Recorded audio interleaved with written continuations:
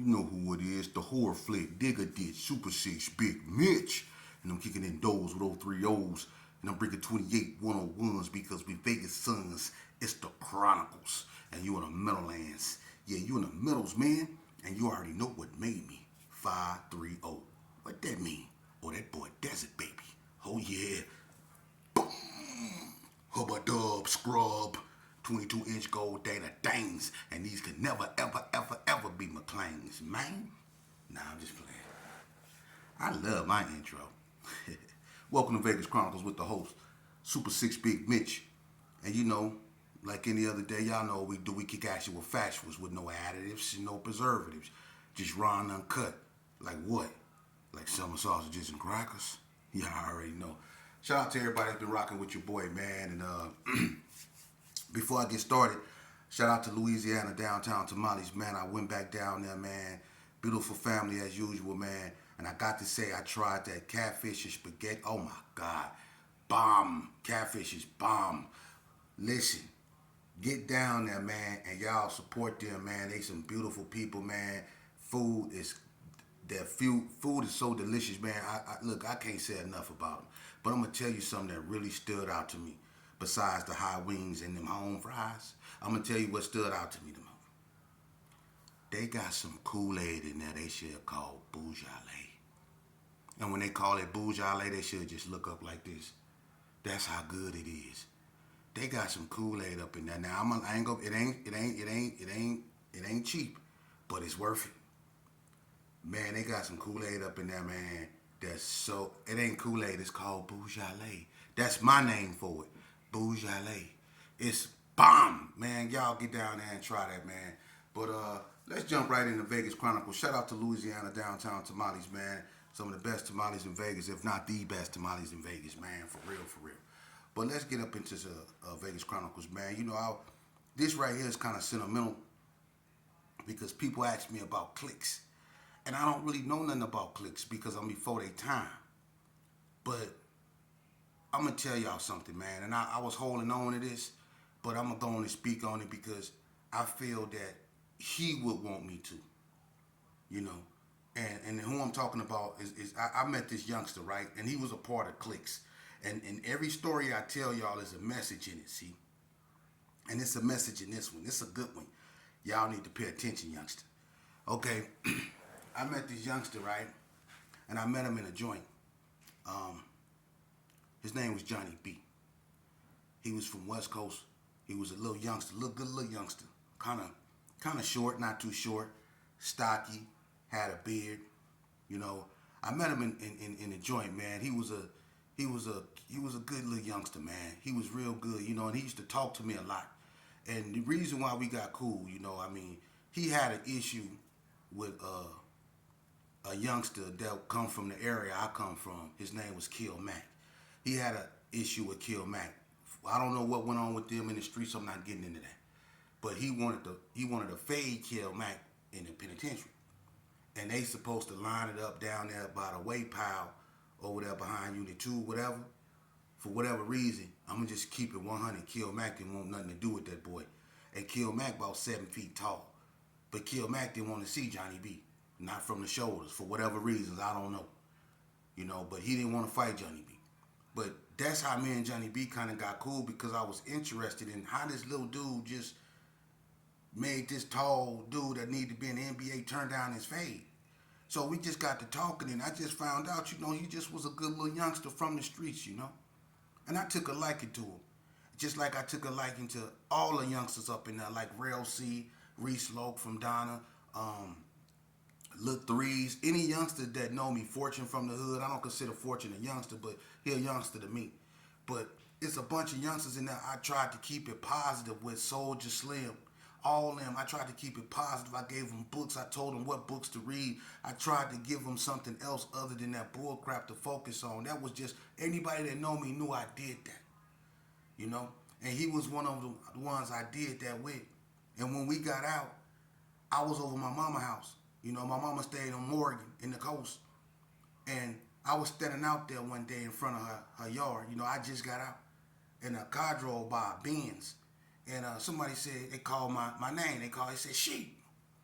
And I'm like, who was that? You know what I'm saying? And he parked, got the car. It's Johnny B. Oh, we embrace. I'm like, man, what's happening? And he like, man, what's up? Johnny B looked out for me. You know, he was staying right around the corner from my mama. I mean, right around the corner.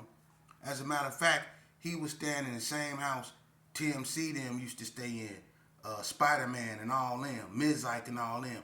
He was staying right there on Morgan in that house right there. You know, and no, as a matter of fact, yeah, that's where he was staying right there where Spider-Man was staying, if I'm not mistaken. But anyway, you know, he was, you know, keeping in contact with me. You know, he gave me, you know, his address to where he really stayed, which was down there on Charleston. He stayed in some apartments down there on Charleston with his girl and his baby girl. Me and him was real close, you know. And Johnny B, you know, he had the bud. He was doing his thing, you know what I'm saying.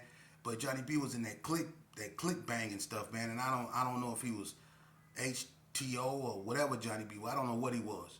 But I know that he hung around with different dudes from different neighborhoods, and they was doing their thing. But he always respected me. And I used to always tell Johnny B, hey man, what you doing, man? Remember how, you know, we used to talk in the joint? What are you doing? You know what I mean? And he used to tell me, oh man, he's just, you know, such and such, you know what I mean? These my partners, you know what I'm saying? They cool. And I'm like, but this dude from over here, this dude from that neighborhood, you know what I'm saying? I'm like, what are you doing? And he's like, man, we chilling, man. And he used to always cut me off, and he'll switch the conversation to something else. Like, you know, Sheep, you don't think I be listening to you, but I be listening to you. You know what I'm saying? And he be telling these youngsters, don't I be telling y'all about him? You know, he always speak highly of me. And you know, that was the relationship with me and Johnny B. You know, I had a lot of love for that little youngster, and I didn't look at him as being from the coast. I looked at him as a little brother, and I still do. You know, he was just hard headed. And you know, that's why I do what I do. And me being cool with Johnny B, you know, made me want to do what I'm doing even more because of what happened to him, as you will see. But I used to go by, you know, check on him from time to time when he stayed behind my mama. And then one day, you know, my mama called me. She told me I need to come over there. I came over there.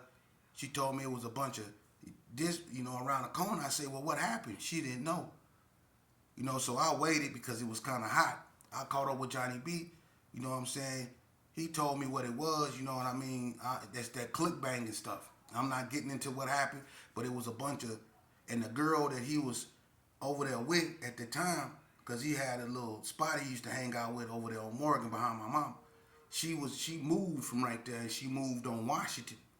You know what I'm saying? Up, you know, down toward the end on Washington, right?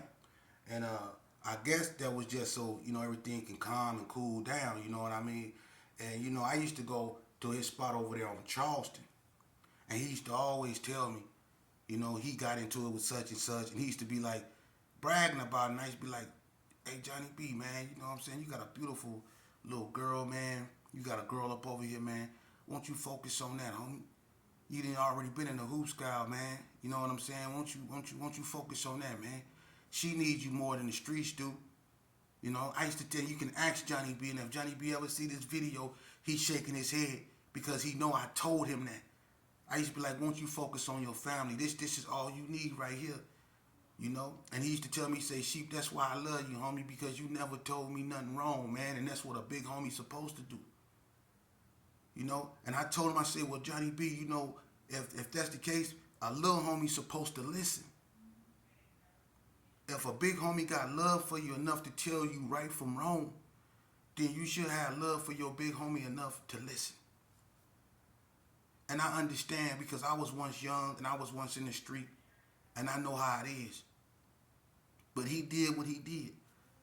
But on one unfortunate day, because I went over there one last time, and I ain't gonna never forget this day. I went over there. There wasn't no furniture in that house. There was nothing up in there. They had just moved up in there on Washington. And I went over there, and I was kicking it with him. It was raining, and he had on this all red jumpsuit, bright red, and there looking like Santa Claus, just bright red jumpsuit. And I'm like, Johnny B, man, what is you doing, man? He like, man, I'm chilling, Sheep, man. He shook all them dudes, you know what I mean? And he was going through what he was going through because he had lost a partner that up in Wrigley Estates. Something happened with one of his little partners in Wrigley Estates, and he was he was just going through a lot, you know, and I could tell it was just getting to him. I say, man, won't you take a break, man? Won't you stay, you know, far enough for you to just, you know, be out the way? And he said he was going to, you know, start, you know, spending more time with his child. And I thought that's what he was going to do. You know, he had a nice girl and all that.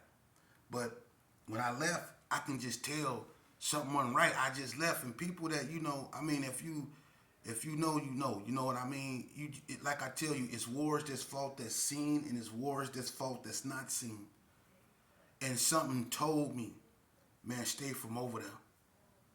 Something not right. You can feel it if you allow yourself to feel and don't suppress what God gave you, which is a limbic system. If you allow that to feel, and if you're in tune with your limbic system, it's going to warn you when something is not right. And when I got in the car with my girl, I say, man, I'm not coming over here no more. I just don't feel right, man. And then a few days after that, I don't know, about a week, I don't know. But a little while after that, you know, something went down. You know, it was this cat that got out the feds. He was a known dude from a neighborhood. You know, for respect for the families, I'm not gonna even mention nobody's name like that. But he was a known dude. He was a Crip. He got out the joint. He was real known. You know, and him and Johnny B was cool or whatever. You know, but Johnny B, like I say, he in that clique stuff.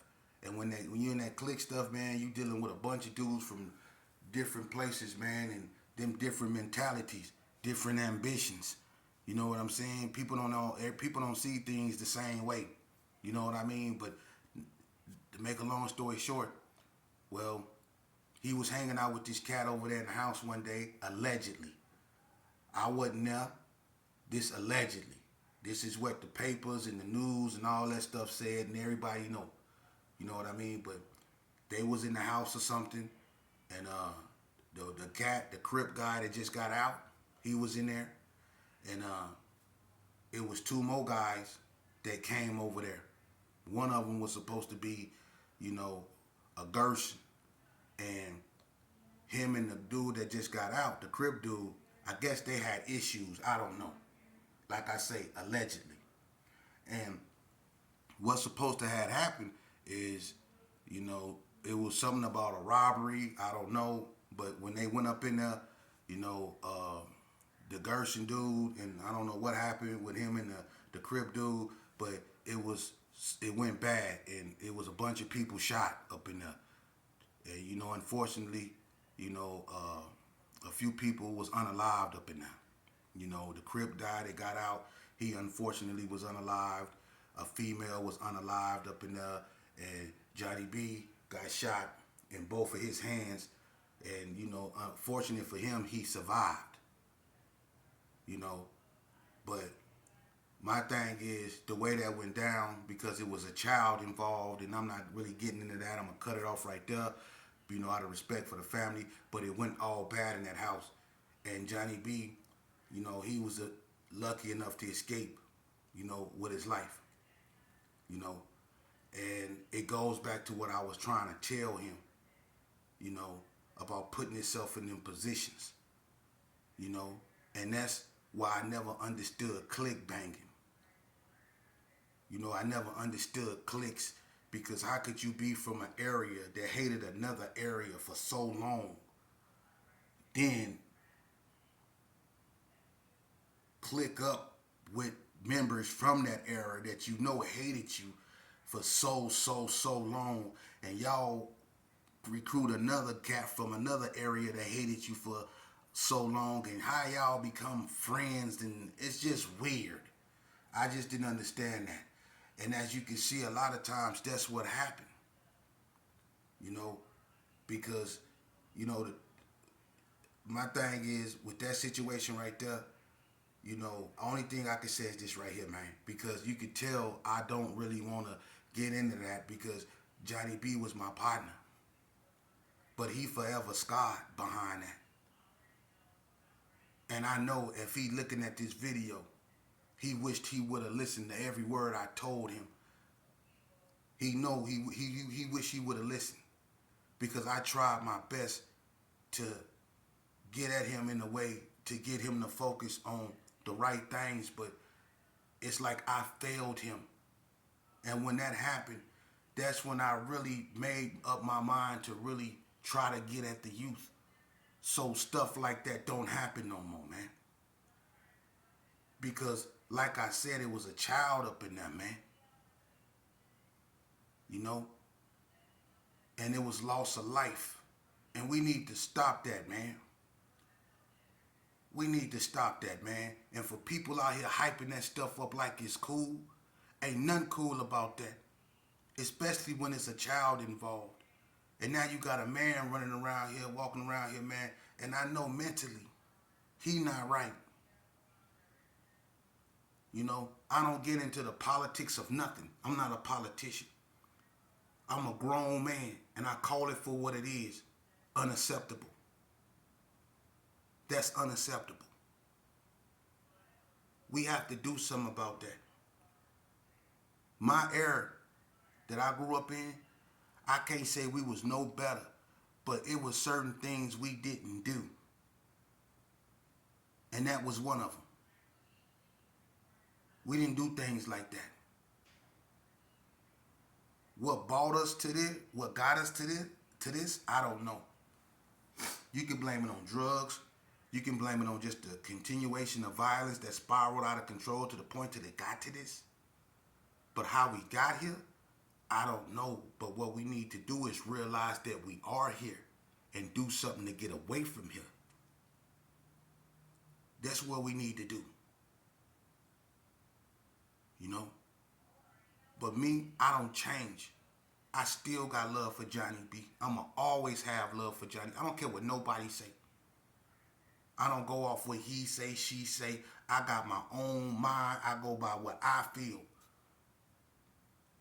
To me, he gonna always be a little brother to me. Rail C, Reese Lowe, everybody I dealt with, I don't care where they from, they gonna always be little brothers to me. We have to learn to see past them rags and colors and neighborhoods and stuff we call each other. And it's the irony of it is our own people fought for that, for people to look past the color. One of our most famous leaders said a man shouldn't be judged by the content, by the color of his skin, but by the content of his character. What defines a man is not the color of his skin, but his character. That waves truth not just in the civil rights movement, that waves truth in this game we play. A color shouldn't validate, a color shouldn't make a person what y'all call his behavior. So when I deal with individuals, whether they from the coast, whether they from the hood, whether they from Donna, whether they from Wrigley Estates, whether they from Crip City, whether they from Delmonico, I deal with them how they act. And even if they're not acting right, I try to find out why. Because I didn't used to act right too because something was wrong with me. See? And we need to start talking to our youngsters and understand that's our garden. And the garden is a reflection of the gardener. So if our garden ain't growing the way it's supposed to be growing, then it's a reflection of us. That means we not watering it with the discipline, with the education, with the self-esteem, with self-image. We not giving it that. And that's a shame. But we'll give credence to this fictitious gangster bull crap. If a person go out there and destroy a whole family, he did that. That was that was straight up. Oh, the homie went out there. He went ham. And we'll get credence to that. Never mind the destruction that it caused. Never mind the children that's involved. Never mind what they gonna have to grow up without. You see? And that's why the cycle never quit. Because we give credence to the wrong things. We give validity to the wrong things. We give validity to ignorance. We pat our children on the back when they do wrong. We tell our children we love them when they looking at the DP capital punishment, or they looking at life sentence in prison. That's when we love our children to death. But what about when they going to school and they bringing home, they trying, they trying. They might not be getting A's and B's, but they bringing home C's. That means they actually paying attention somewhat. We don't pat them on the back for that. We don't ask them how their math is going. We don't tell them to read. We don't know if they can read. And that's sad because I've been in the joint. I was in the joint a long time. And so many of you cats up out here know every bullet that go in every gun, but you couldn't read a whole sentence. And I'm not going to say no names or nothing. It's not about that. It's reality. A lot of these so-called riders that got names in the street can't even spell a name. They can't even spell a name. They know what 369 and Trey 47 is, but they don't know what 4 plus 4 or 4 times 7 is. They don't know none of that. And that's sad. See? Because we giving attention and validity to the wrong things. We so caught up in not want to be perceived as weak. We so caught up in wanting to be tough and accepted in these crowds and in these conversations that we neglect school. Without education, you ain't nothing. You dead weight, excuse my French. But without education, what is you? You predictable. You're a statistic. See? Now you got people out there talking about, man, I don't know what he talking about, man. Ain't nobody them youngsters ain't gonna listen to him, man. He doing all that preaching, man. Them youngsters ain't gonna listen to him. You know what? And that's the problem. Imagine if our ancestors said that during the time they was going through, and they was going through a lot way worse than what we going through. What we going through is self-infliction. They went up against real enemies. They went up against people who didn't like them because of their flesh. You see? Now what if they had that attitude that a lot of these cats up around here got?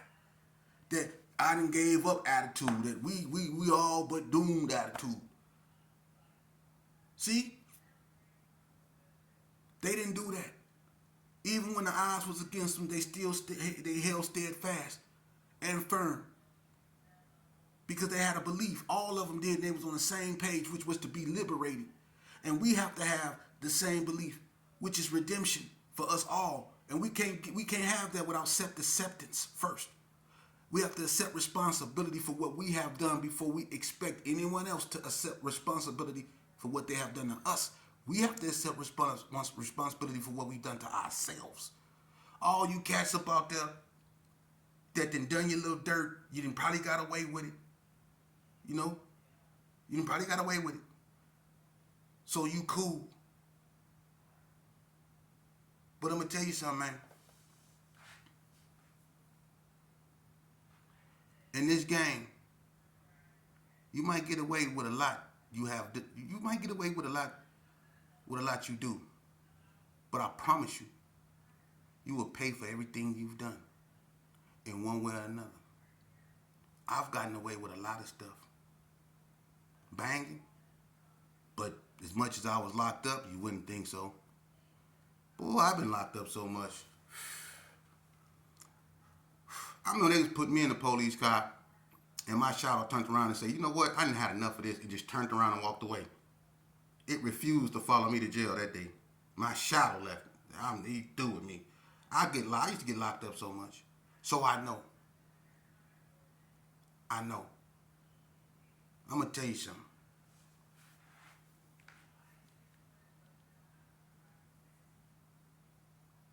I used to want to believe they put a substation in Herbert Gershon because they were racist.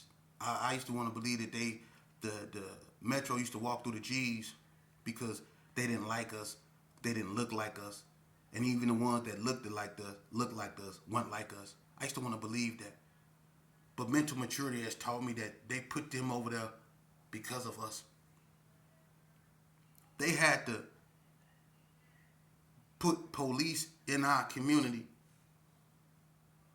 because we were preying on our own people.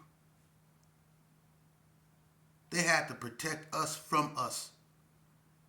But we wanted to believe that they was over there because they didn't like us, that they was taking our hats and our colors because they were racist. But what did putting on that green and them black rags ever do but make us a target? Or the stuff we did when we had it on, what did it do? It became a hated color. They was trying to save our lives. They was trying to stop what was going on. And if we would have listened to our moms, if we would have went to school like they did, the majority of them, and did it the right way, it wouldn't have never been no substation in our neighborhood. See, the Gershon would have still been flourishing. Green grass, remember that? It was community organized. It was a community-oriented area. But what we do, we turned on each other. Because of drugs, because of women, because of egos, because of low self-esteem, because of haves, and because of have-nots. We turned on one another. And the grass wasn't so green no more. The grass became all desolate and brown and gone. You see?